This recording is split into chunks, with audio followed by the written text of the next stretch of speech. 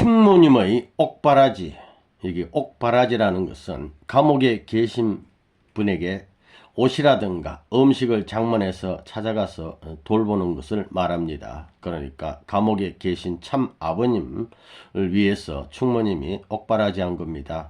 옷이나 음식을 가지고 가서 찾아뵙고 도와드리는 거, 충모님의 옥바라지. 평양에서 찾아온 차상순 목사. 강복이 되고 몇 해쯤 지나 평양에서 차상순 목사가 우리 마을에 와서 10일 정도 지내다가 돌아간 일이 있었다. 차상순 목사. 창균 형님이 큰 집에 이상한 사람이 왔다고 하면서 동네 문씨들 다 모이라고 해서 큰 집으로 갔다. 충모님 집에 다 모였어. 그때는 큰 집 안방이 굉장히 넓어 보였다.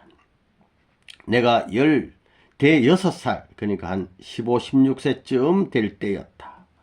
나한테는 나가 놀라고 했는데 나가기가 싫어서 버티고 구석에 서서 이야기를 들었다. 문영영 장로님도 구석에 딱 서서 이제 다 들어봤어. 차 목사는 기도를 잘 했다. 울면서 쉰 목소리로 기도하는데 충모님과 대형님도 은혜를 받고 눈물을 흘리셨다. 이 귀한 분들도 눈물을 흘리고 은혜를 받아서 기도를 끝내고 나서 첫 마디가 어머니 기뻐하십시오. 어머님이 낳으신 아들이 그냥 아들이 아니고 하나님이 난 아들입니다. 충모님 몸을 통해서 보내주신다는 구세주 메시아 재림조 독생자를 보내주셨다. 이게 하나님의 아들이라는 것이었다. 청천벽력과도 같은 말이었다. 깜짝 놀랐을 거다. 차 목사는 조그마한 체구에 성경을 들고 열을 올려 말하며 막 성경을 들고 막 정감해서 말을 하는데 눈이 빨개지는 분이었다. 열려면 이분이 눈이 빨개져. 이 그림이 차상순 목사 얼굴 모습 되겠습니다. 그렇게 열성적인 태도로 당신의 아들이 하나님의 아들이라고 하니 충모님이 얼마나 좋아하셨는지 모른다.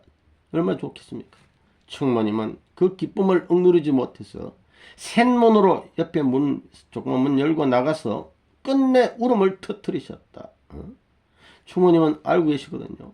황룡 항상이 정거를 해주질 않나. 따오기가 금계가 수많은 꿈과 몽시로 하늘이 가르쳐준 거 있는데 정성들이 아는데 결정적으로 그런 말 하니까 얼마나 막 기뻐하셨겠어요.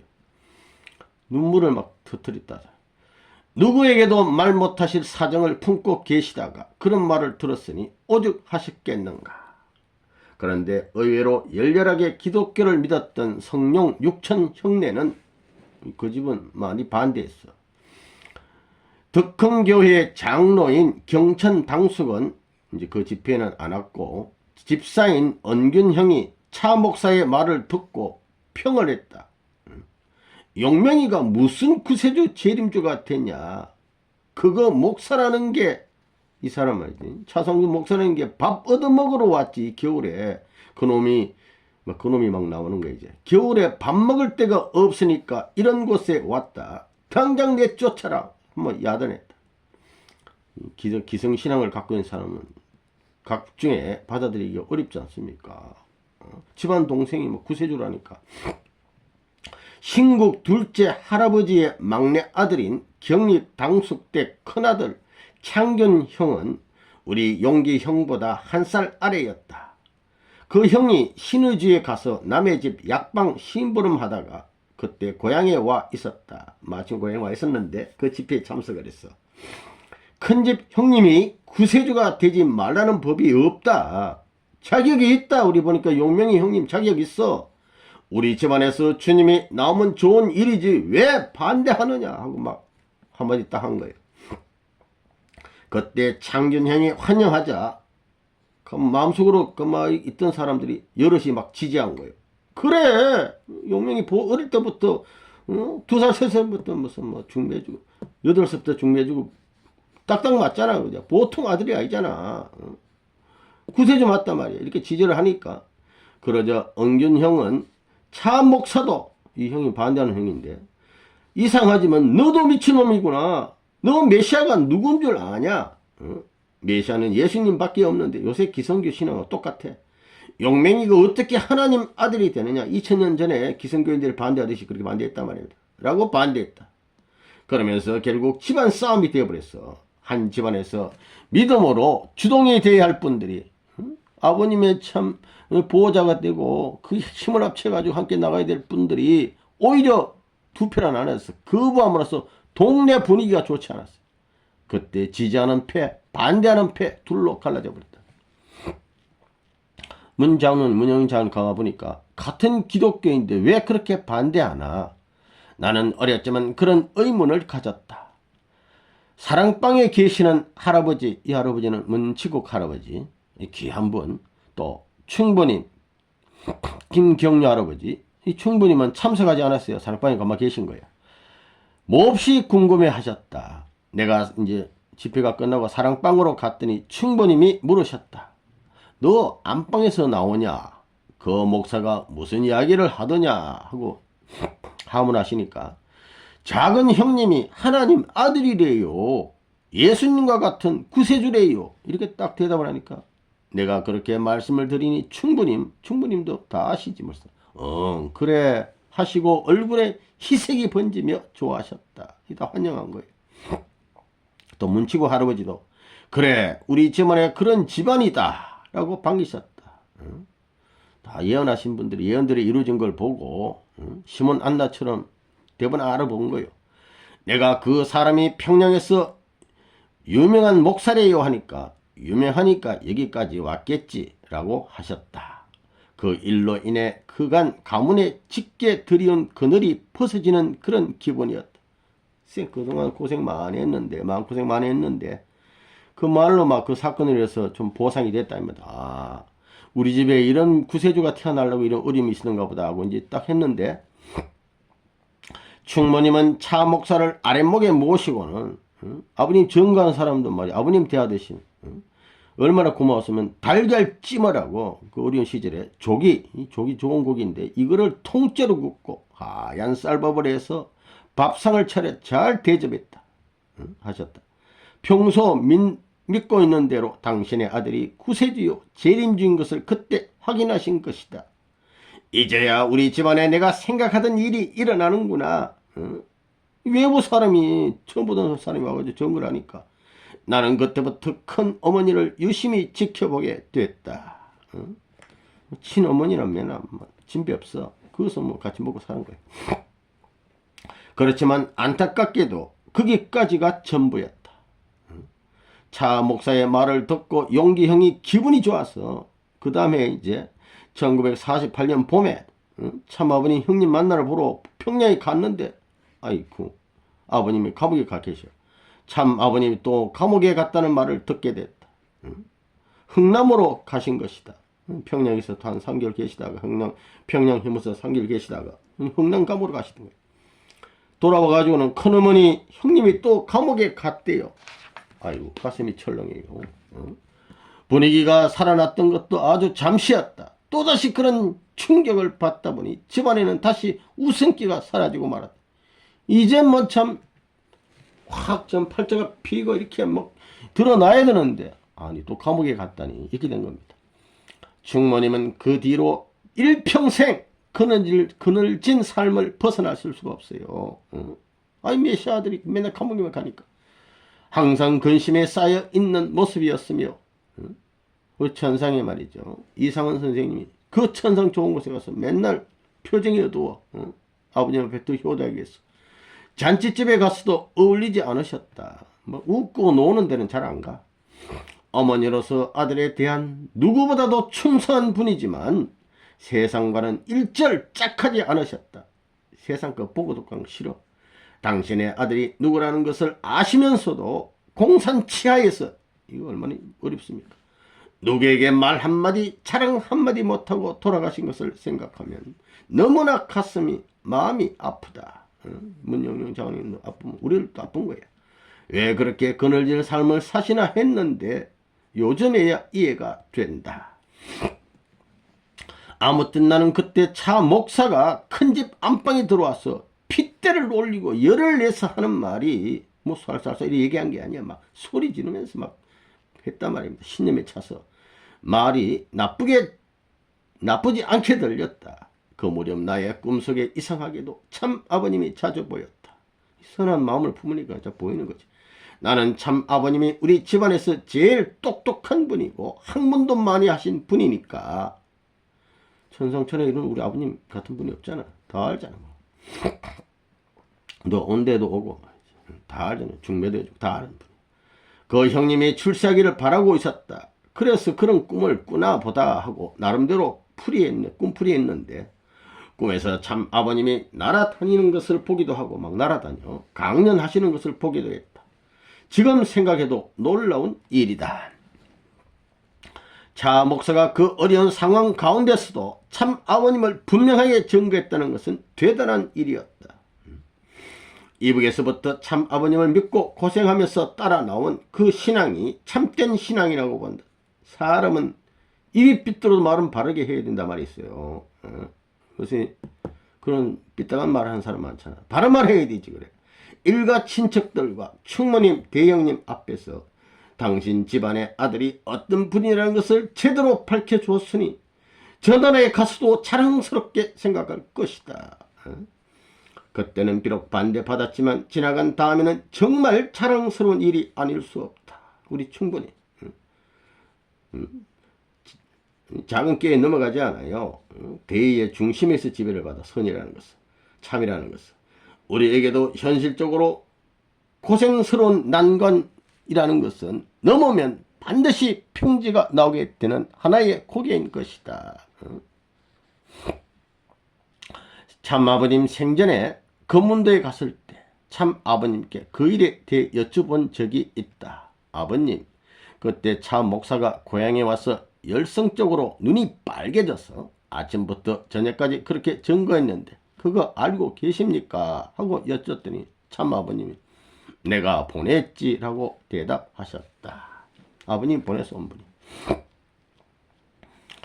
흥남 감옥 시절 충모님의 옥바라지. 참 아버님은 1948년 2월 22일 평양 기독교단의 모함과 공산 당국의 합작으로 박해에 의해 다시 잡혀가셨다. 재판에서 5년형을 언도받고 평양 형무소에 석 달을 계시다가 흥남 감옥으로 이송된 뒤 참혹한 옥고를 치르셨다. 집안에서는 어떻게 구명해야 할지 걱정했다. 어떻게 하나 이거. 그 시절에는 20세 전까지는 다른 곳으로 이동하기 어려운 때여서 우리는 가보지 못했다. 형무소에 못 가봤단 말입니다. 20살 전 사람들은 잘 이동을 못해. 그때 참 아버님 손아래 여동생 효심 누님의 남편이 정주에서 재판소 서기를 했다. 당시로는 굉장한 벼슬이었다. 그 매부는 간혹 반짝거리는 자전거를 타고 대문에 들어오면서 박선길 사이가 왔다. 닭 잡아라 하고 소리치곤 했다. 그러면 제일 큰 놈으로 잡아와서 대접했다.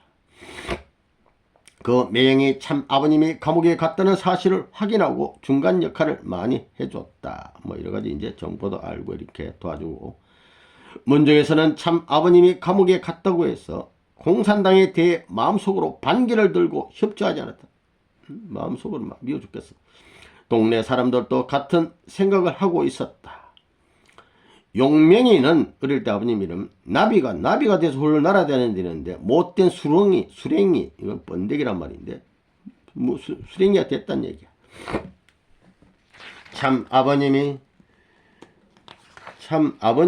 또 감옥에 갔다고 하니까 사람들이 이렇게 말했다. 잠시 요 그림을 보면 이것이 바로 흥남 감옥 시절 참 아버님이 강제 노동에 동원된 흥남 비료 공장 모습이 되겠습니다. 뭐 연기가 나고 이런 참 고통스러운 곳에서 감옥 중 감옥 생활을 했습니다. 그 시절에는 공부해도 기껏해야 고등학교였고 유학은 하늘에 외지에 나가서 공부한다는 것은 하늘의 별 따기와 같이 힘들었다. 참 아버님처럼 일본 유학을 하러 가는 경우는 군내에서도 몇 사람이 안 된다. 유학을 다녀오면 최하가 군수를 한다던 시절이었다. 유학만 오면 군수 자리는 따놓은 당상이. 그런데 벼슬은커녕 감옥에만 가시니 주위에서 뭐라고 했겠는가. 어려서는 뭘 하시더라도 누구에게 지지 않고 잘 나간 유망조였다. 뭐 운동하나 싸움이나 뭐란 다 1등이야. 그런 분이 매미가 되어 날지 못하고 번데기가 됐다는 것은 쓸모가 없게 됐다는 말이었다. 가문에서 한 사람이 출세하면 모두가 취직하는 것쯤은 문제가 없던 시대였다. 참 아버님이 대학만 나오면 집안에서는 각자 뭐가 될 거라고 기대하고 있었으니까 실망도 몹시 컸을 것이다. 세상적으로 생각하면 충모님은 가장 속이 많이 상하신 분이다. 아들이 머리도 좋고 공부도 잘하고 누구보다도 앞서갔으니 부모로서는 당연히 기대가 컸을 것이다. 친정아버지도 야, 너 크면 훌륭하게 된다고 그러지. 아니 선옥 할아버지가 그러지. 치국 할아버지가 그러지. 또 충부님께서도 손안에 자생영감 귀한 아들이 난다고 다 수많은 계시가 있는데 온 천지 사람들이 다 전가하는데 아는 사람들은 얼마나 기대가 컸겠습니까? 그런데 그런 아들이 가문만 들어가니 얼마나 마음이 아프셨을까. 그런데도 실망하는 모습은 보이지 않고 뒤에서 더 간절한 정성을 들이셨다. 충모님 얼마나 훌륭하십니까? 실망 안 해. 충모님은 한 달이 지나면 어김없이 면회하러 가셨다. 면회는 한 달에 한 번밖에 안 시켜줘. 6.25 전쟁이 일어날 때까지 한 번도 빠짐없이 계속해서 다니셨다. 몇 번 빠진 줄 알았더니 안 빠지고 계속 가시더라. 당시에 그것은 보통 정성이 아니었다. 공산체제 아래서는 일정한 자기 생활권 밖으로 나가기가 몹시 어려웠다. 무엇 하나 여유를 주지 않는 환경에서 먼 데로 면회하러 간다는 것은 보통 힘든 일이 아니었다. 가까운 곳을 가려고 해도 여권을 신청해서 국내 이동에도 여권이 있어야 돼. 소재해약도 해야 했고 동장이 도장을 찍어줘야 갈 수 있어요. 처가도 마음대로 갈 수 없는데 처가집도 마음대로 못 가잖아. 공산화되고는 흥남은 엄두도 내기 어려운 것이었다. 그런 어려운 길을 다녀오시는 동안 충모님은 무슨 생각을 하셨을까? 한번 가면 며칠 가야 이제 다녀오는 겁니다. 어떤 하늘의 명을 받지 않고는 이 천심, 본심, 양심에 따라 그렇게까지 정성을 들일 수가 없다. 하늘이 이런 길을 택한 뜻이 있겠지 하시면서 말 못할 심정을 사귀셨던 것이다. 먹고 살기도 힘든 시절 농촌 현실에서 한 달에 한 번씩 면회하러 간다는 것은 간탄치 않았다. 아브라함 자식 보고 제물 드렸어요. 그거 순종형 이상으로 우리 충모님 그런 마음을 가지고 지극정성 지성감천의 길을 가진 분이라고 말입니다. 당시 시골에서 준비할 수 있는 것은 별다른 것이 없었다. 미숫가루하고 여러가지 이제 곡물 볶아서 갈고 콩을 볶아 만든 달달한 엿, 좀 달달한 엿, 그리고 떡을 하는 것이 전부야, 다였다. 겨울이면 떡이 딱딱해지니까 미숫가루를 좀 많이 하는 것 같았다. 또 가을과 겨울에는 이 날씨가 추워지니까 그 동네 얼마나 추운지 몰라요. 바람도 불어, 세게 불어, 흥나면. 그러니까 막 조그만 돌이 막 날아다닐 정도야. 솜바지와 솜저고리를 장만하셨다. 좀 따뜻하게 입고 계시라고. 한 달 동안 열심히 음식도 장만하시고 옷도 지어서 가면 참 아버님은 면회하는 그 자리에서 다른 제수들에게 충모님이 장만해간 차인물을 한 덩어리씩 다 나눠주셨다고 한다. 면회 안 온 사람, 친척이 없으면 면회 못 오잖아. 또 옷도 막 다 떨어지고 이런 사람들. 그 좋은 거 다 주고 말이야. 아버님은 헝겊 맨날 입고 있어. 갖다 주면. 그래도 충모님은 마음이 얼마나 상하겠습니까? 내 아들 입으라고 갖다 줬는데 안 주고 다 주니까. 나 나는 먹어버려. 다시 돌아와서 또 한 달을 준비해서 다녀오시곤 했다. 충모님이 며칠 만에 집에 돌아오면 대형님이나 숙부들은 어떻소? 어떻게 됐소? 무슨 말을 했소? 뭐 아버님 도대체 상황을 궁금해가지고 막 물어보셨다. 그렇지만 충모님은 아무 말씀도 하지 않으시고 방으로 들어가서 그저 안타까움에 눈물만 흘리셨다. 때로는 그 울음소리가 원체 막 워낙 커서 밖에까지 들렸다. 면회 갔다 와서 막 기뻐야 되는 막 울고 있으니까 그때마다 다시는 안 간다고 다짐하셨다고. 왜? 혼자 좀 맛있게 먹고 있으면 좋은데 다 나눠줘 버리니까 그 심정 이해가 안 돼서 그렇게 또 안 간다 했다가도 안 간다 말은 그냥 하는 말이지. 또 가는 거야. 한 달이 다 되어 가면 언제 그랬냐는 듯이 또 준비하셨다. 이번에 해다가 주면 제가 아버님께서 놔두고 먹겠지. 엿을 만들고 이것저것 잔뜩 장만해서 흥남으로 면회하러 가셨다. 하지만 또 가봐도 여전히 다른 제수들을 불러서 퍼주니까 집에 돌아오면 다시금 안타까워서 우셨다.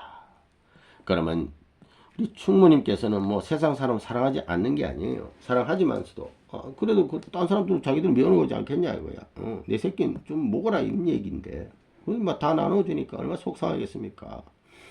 그러면 충무님은 옆에 계시다가 울긴 왜 울어요. 그렇게 울 바에는 뭘 하러 갔소? 라고 하셨다.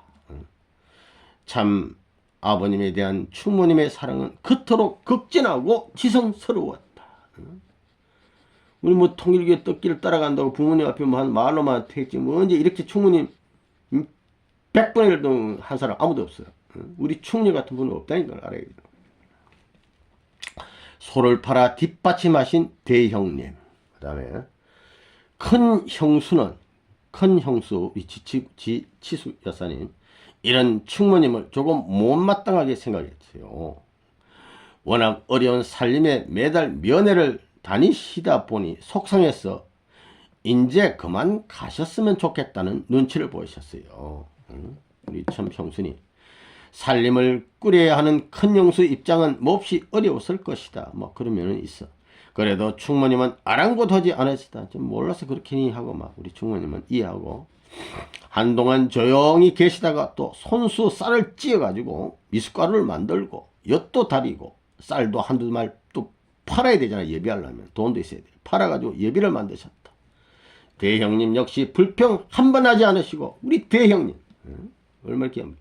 충무님의 뒷바라지를 다 해주셨다. 아버님 말씀하자면 도끼 가지고 기둥집 찍어리면 찍는 거예요. 그냥 이런 참 절대 순종의 그런 귀한 분 우리 대형님. 충무님도 충무님이시지만 대형님의 동생 사랑도 끔찍하셨다. 어떤 면에서 막 대형님이 이렇게 사랑하는 충무님보다 더 사랑했다 하잖아. 아버님 그런 말씀하셨어요. 동생이라면 끔뻑 죽는 신령이라도 하는 분이었다. 간을 꺼내라도 꺼내주신 분이. 하나는 충무님이 새벽 일찍 콩팥 꺼내고 콩팥에 눈 하나 빼라면 빼주는 분이라고 진짜로. 충무님이 새벽 일찍 우리 집을 찾아오셨다. 동서 자나 할 얘기가 있네. 왜 그러세요? 들어오세요. 새벽에 막 잠자고 있는데 우리 어머니가 이렇게 말하고는 호롱불을 딱 켜고 무슨 일이 있었어요 하고 여쭙다. 그게 아니라 내가 지금 작은애 면회를 하러 가야 되겠는데 우리 아버님 감옥에 흥남 가면 면회를 가야 되겠는데 집에 아무것도 없다 이거야. 이걸 어떻게 하면 좋은가. 집에 있는 것이란 것은 소 하나뿐인데 차마 소를 한 마리 나면 소 팔면 이게 농사 드는 밭 어떻게 갑니까 이거. 차마 소를 팔 수가 없으냐고 말을 못해. 충무님은 말을 꺼내시고는 더 이상 잊지 못하셨다. 충무님으로서는 이 농사 지으면 큰아들 큰며느리가 이거 참 주동이에 사는 파인데 아들 눈치 큰아들 눈치를 봐야 하는 입장이었다. 농촌에서는 소가 재산 목록 1호이다. 소를 팔아버리면 농사를 지을 수가 없었다. 충무님은 뭐 아니면 호미 가지고 하더라도 감옥에 있는 아들부터 뭐 살리고 보자 이런 식이야. 충무님은 그런 소를 팔아서라도 작은 아들 면회를 하러 가시고 싶으셨다. 마음이 막 그걸 땡겨. 그런데 차마 팔자는 말을 꺼내기 어렵다 보니 우리 어머니에게 와서 부탁하신 것이다. 집중 못하고 둘러싸는 거예요. 큰아들 내외에게 이야기를 좀 해달라고 눈물을 지으시며 말씀하셨다. 눈물도 흘리고 한참의 침묵이 흐른 뒤 어머니가 이 김경기 여사님께서 제가 큰애를 불러서 말을 해볼게요 라고 하셨다. 그러고 나서 충무님은 큰 집으로 이제 건너가시고 잠시 후 어머니는 나를 부르고 문영년 장로지 어릴 때 야 너 좀 건너가서 큰집 형님을 깨워서 건너오라고 해라 라고 하셨다. 내가 일어나서 대형님을 불러왔다. 문용수 대형님. 무슨 일이 있느냐 하시기에 그냥 하실 말씀이 있다고 하네요. 그랬더니 알았어 하고는 바로 건너오셨다. 뭐 옆집이니까. 대형님이 앉으시면서 무슨 일이 있으세요? 라고 묻자 어머니는 자네 어머니가 나한테 왔다 갔네 하시며 충무님의 어중을 전하셨다. 그러자 대형님은 한참 동안 말씀을 못하고 계셨다. 잠시 이거 어쩌나 이렇게 생각했겠죠. 그러시더니 곧 결정을 내렸다. 숙모님 걱정하지 마세요. 어떻게 하겠습니다. 사람이 먼저 살고 봐야지요. 소를 팔아야겠습니다. 소 팔아야겠다는 거예요. 감옥에 있는 사람은 마음대로 못하니 어디 마음대로 할 수 없잖아. 왔다 갔다. 어떻게 하든지 돈을 해드려야죠. 대형님은 큰 집으로 건너가셔서 어차피 큰 형수에게 자기 부인에게 이야기하지 않을 수가 없었다. 그러니까 뭐 얘기했더니 이게 무슨 소리냐 하면서 막 다 같이 죽자는 거냐. 막 농사 못 지면 굶고 죽자는 얘기 막 이런 막 덤벼드는 거야. 우리는 어떻게 농사 짓느냐. 하다 안 되니까 큰 형수는 이불을 뒤집어 쓰고 막 밥할 생각도 안 하고 막 잡아 자는 거예요. 어머니가 야야 큰 집 꿀떡에 연기가 나나 봐라 하셨다. 이 밥 해야 이 아침 먹을 거 아닙니까? 밥도 안 하고 누워서 안 일어나. 내가 냈다 보니 꿀떡에 연기가 나지 않았다. 그렇게 또 연기 나나 몇 번을 봐도 이게 연기가 안 나는 거예요. 그날 밥을 안 했어요. 대형님은 그날로 다른 동네에 살던 그 날로 막 속 끌고 가는 거예요. 다른 동네 강자심이라는 분에게 소를 팔아버렸어요. 그 돈으로 충분히 드리니까 충무님은 그 돈으로 참아버린 며느리를 다녀오셨다. 뭐 여러가지 준비해가지고. 그렇지만 큰 형수가 들어놓은 바람에 충무님과 대형님은 많이 마음 아파하셨다. 그것도 뭐 이해가 되잖아요. 이거 어쩌냐 이거지. 어느 날은 충무님이 면회를 하러 가시다가 돌아오신 적이 있어요. 왜 그냥 오셨냐고 여쭤보니까 가다가 물건을 다 도둑 맞았다는 것이다. 아니 아들 면회 가는 그 귀한 거 다 잊어버리고 돌아왔어. 정명서까지 없어졌으니 갈 수가 없어 돌아오신 것이다. 갈 수가 없지. 정명서 없지. 물건 다 잊어버리는데 어디 갑니까? 그 시절 공산지에서는 요즘의 여권과 같은 정명서가 있어야 이웃 마을에 갈 수 있었다. 다행히 그 도둑놈이 정명서는 요새 말하는 주민등록증 같은 거 이런 거 편지로 집으로 되돌려 보내줬어요. 그래서 재발급하지 않아도 되었다. 충무님은 물건을 잊어버리는 건 뭐 생각도 안 하고 그 도둑놈이 양심은 있는 놈이다 라고 하시며 다시 이것저것 준비해서 면회를 다녀오셨다.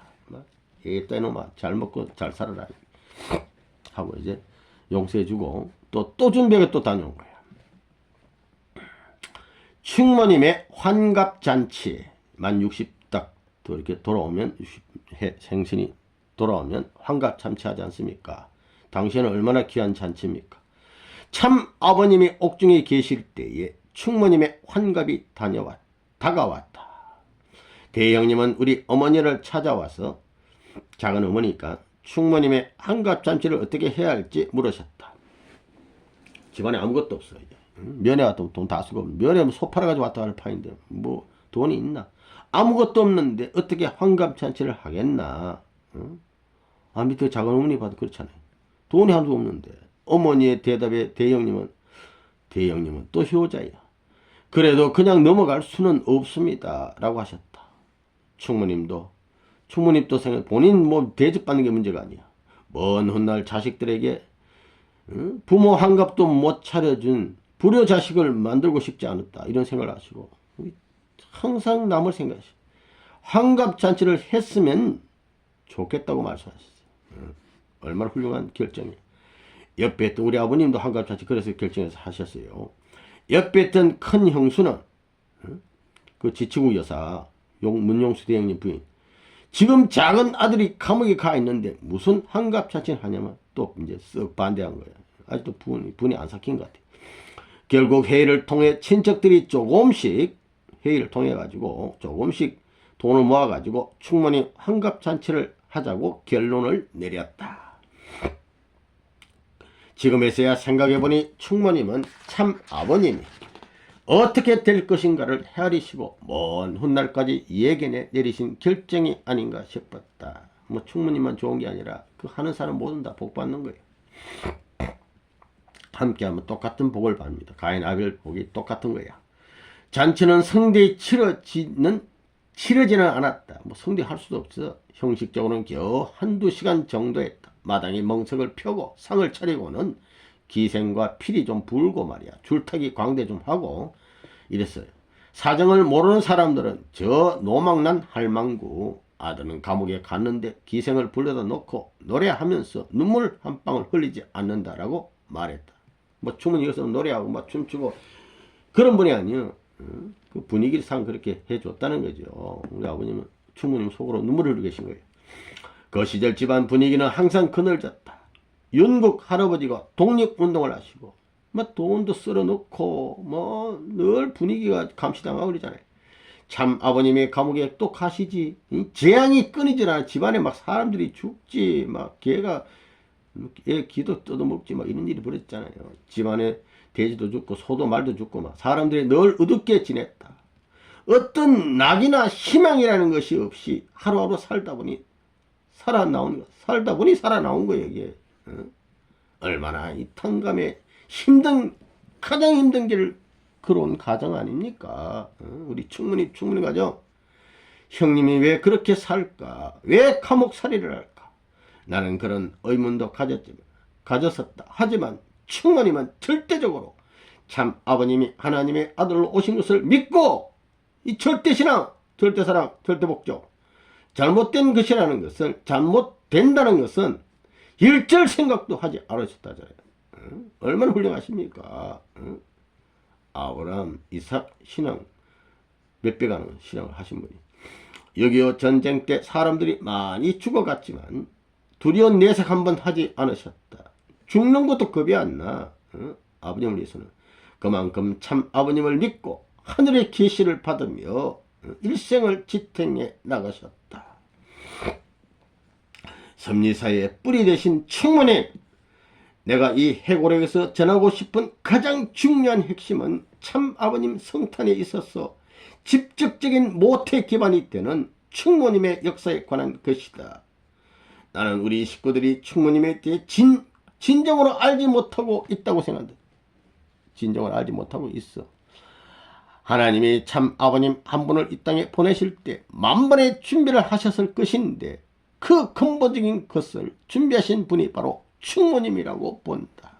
아주 이 점을 우리가 새롭게 인식해야 하는 것이다.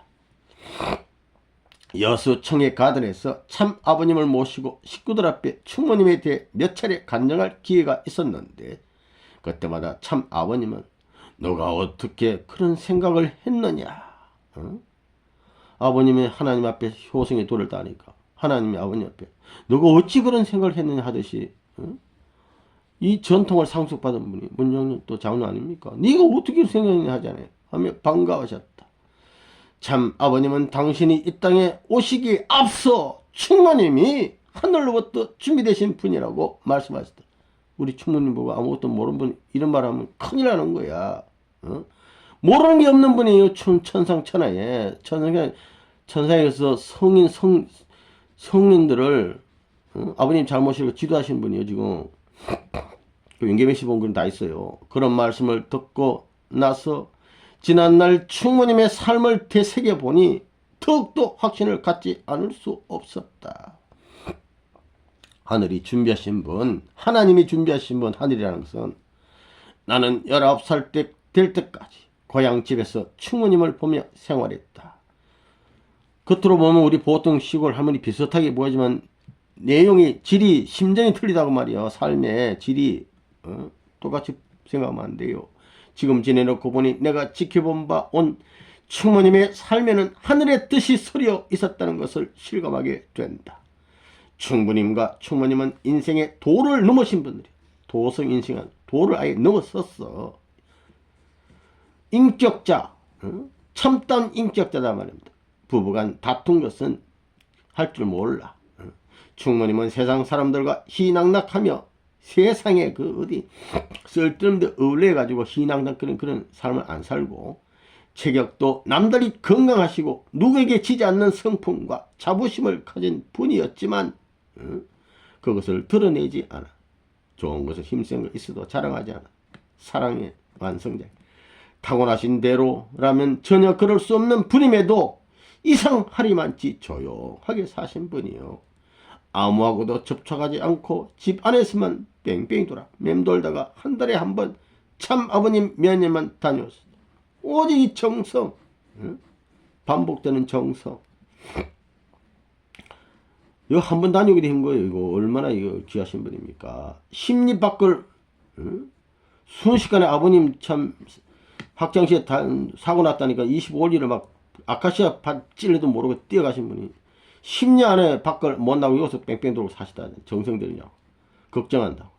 충모님이 살아계셔서 이게 진짜 심유정성이야. 심유정성.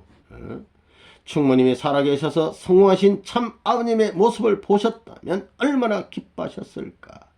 이런 생각을 하면 너무나 마음이 아프다. 충모님은 단순히 참 아버님의 생모의 인간적인 차원을 넘어 하나님의 뜻적인 면에서 보아 매우 귀하신 분이다. 참 아버님은 충모라는 시호를 돌아가신 분 앞에 내리는 거 시호라고 해요. 추전, 돌아가신 분 앞에 올려드리는 거. 추전하시면서 근본된 중심 어머니, 이거 얼마나 귀한 말입니까? 근본이야, 근본. 하나님은 어떤 분이냐? 근본된 분이고 보이지 않지만 중심이 되는 분. 마찬가지로 충모님도 근본된 중심 어머니의 뜻이라고 말씀해요. 충모라고 해서 무슨 성인, 성자 못 미치는 분이 아니에요. 그걸 다 포함한 근본된 중심 어머니. 지금 우리가 따르는 섭리의 뜻은 사실상 충모님으로부터 나왔다. 참 아버님을 낳으시고 참 아버님을 위해 오로지 한평생을 산 어머니이시다. 섭리적으로 기독교의 성모 마리아가 예수님에 대한 책임을 다하지 못했다고 말하지만 충모님은 이 땅에 오셔서 온전히 참 아버님을 위해서 헌신적인 삶을 살다 가셨다. 무엇인가 하늘로부터 받으신 그 책임만을 다하기 위해 애쓰신 분이라는 것을 느끼게 된다. 내가 본 충모님의 생활 면면을 돌이켜보면 틀림없이 그러하다. 나는 계시적인 꿈을 자주 꾼다. 내가 충모님에 대한 간증을 많이 하고 다닐 때는 충모님이 꿈에 자주 나타나셨다. 상대 기준이 돼. 생활할 때도 충모님이 우리 집에 와 계시다는 느낌이 들 때가 자주 있었다. 꿈에뿐만 아니라 자주 집에도 와 계시. 아무래도 충모님에 대한 간증을 많이 하니까 그런 은혜를 주셨던 것 같다. 문용기, 심재, 문용기 장로님도 늘 계시고 또 동생되는 문용현 장로님도 늘 오시고 앞으로는 한국에서 뿐만 아니라 세계 앞에 지난날 감춰진 충모님의 삶의 내력을 드러내야 한다. 우리 식구들의 뿌리, 통일가의 뿌리가 어디서 붙어있는지를 새롭게 인식해야 한다. 전번 강좌에 얘기했지만 아버님 40세 성혼하신 그때부터만 아버님이 아니에요. 탄생 때 충모님에서 궁에서부터 시작되었다는 걸 생각해야 됩니다. 충모님이 참 아버님을 잉타신 곳에서부터 하늘의 역사가 시작되었고 우리의 뿌리가 뻗어나왔다. 그곳에서 통일가의 역사가 시작되었으니만큼 기독교인들이 예수님의 탄생기를 얼마나 성역합니까? 우리는 그 100배 더 해야 돼. 거기서부터 선지서를 연구해야 하는 것이다. 충모님이 어떻게 살다 가셨는지 하나하나 찾아서 역사에 기록해 놓아야 한다. 누구에게도 말씀하지 못하고 가슴에 묻고 자식이 잘못될까 항상 염려하며 살다간 일구월심 오매불망 그분의 심정과 사정을 깊이 깨달아야 한다. 이런 충모님을 위해 우리가 언제 한번 진정으로 기도해 본 적이 있는지를 되돌아봐야 하지 않을까 이렇게 말씀했어요. 이 사진은 우리 존귀하신 참 아버님 이렇게 계시고 이분이 문영년 장로님입니다. 수련받는 식구들 앞에 40일 해양 수련받는 식구들 앞에 간증하는 모습 되겠습니다. 여수 청에 가든 되겠습니다. 여기서 잠깐 말씀을 한번 정리해 드리면 충모님이야말로 천상천하 천상에서 참 아버님 다음 자리에 계신 분이라고 했어요. 참 아버님 바로 다음 자리. 이것은 참 아버님의 은혜와 충모님의 공직에 의해서 그런 귀한 분입니다. 선문대학교 근학 이념이 뭐냐면요. 애천애인 애국입니다. 이 애천애인 애국의 삶을 살아가신 본되신 분이에요. 우리 충모님. 우리 모두가 충모님의 삶을 닮아야 돼요. 저 높은 곳을 향하여 참 491자 이거 밤낮 부르시면서 이 애창곡 늘 하나님의 섭리와 하나님을 위해서 얼마나 기도 참 아버님의 만수무에서 기원하신 분 애천 그 다음에 372 팔도강산 애국지사들만 온 사람들 밥 먹고 또 자고 가고 거지와 손님 빈부귀천 누구나 사랑하는 사람 팔도강산은 다 말로만이요 실제로 국수 끓여주고 뭐 닭 잡아주고 실제로 대접한 분이다 말입니다.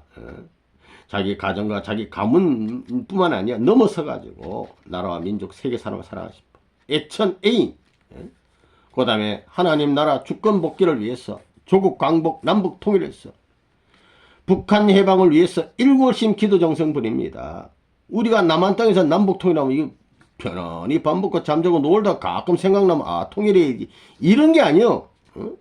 공산지에서 막 생명을 걸고 몸소 고통과 핍박을 받으면서 얼마나 절절하면서 하나님 나라 조국 광복 남북 통일을 염원했습니까?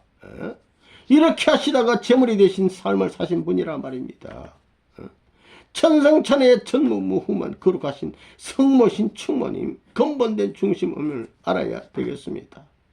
가장 큰 분이요. 가장 큰 하나님이 보이지 않지만 근본되시고 중심되는 분과 마찬가지로 우리 충모님이야말로 근본되시고 중심되는 분이라는 것을 우리가 알고 잘 모셔야 되겠습니다.